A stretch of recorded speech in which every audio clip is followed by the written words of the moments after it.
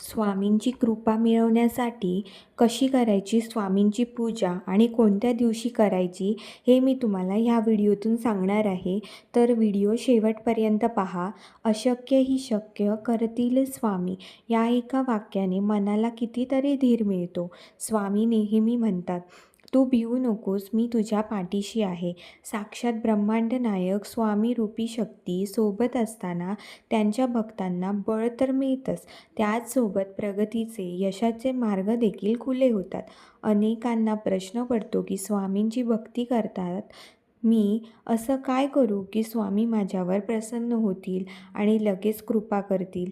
तर स्वामींना प्रसन्न करण्यासाठी तुम्हाला फार काही मोठं अनुष्ठाने आणि पूजा अर्चा करण्याची अजिबात गरज नाही.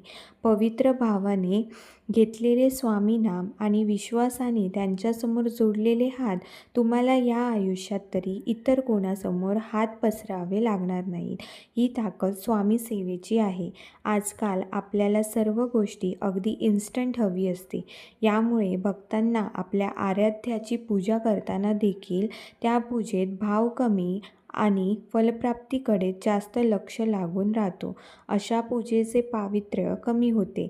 जो व्यक्ती फक्त काहीतरी मिळवण्याच्या उद्देशाने मनी नाही भाव आणि देवा मला पाव अशा पद्धतीने पूजा करतो, त्याच्यावर देवाची कृपा कधीच होत नाही. त्यामुळे तुम्हाला जर स्वामींची पूजा करायची असेल तर सर्वात आधी समर्पण तुमच्यात यायला हवे. एकदा का तुम्ही स्वामींना सरेंडर केलं की तुम्हा भवसागर स्वामी नक्कीच तारून नेणार. पाहूयात मग कशी करायची स्वामी सेवा. पूजेसाठी दिवस कोणता?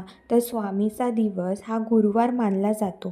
मात्र नित्यसेवेसाठी वेळ, काळ आणि दिवस अशा कोणत्याही गोष्टी पाहिल्या जात नाही.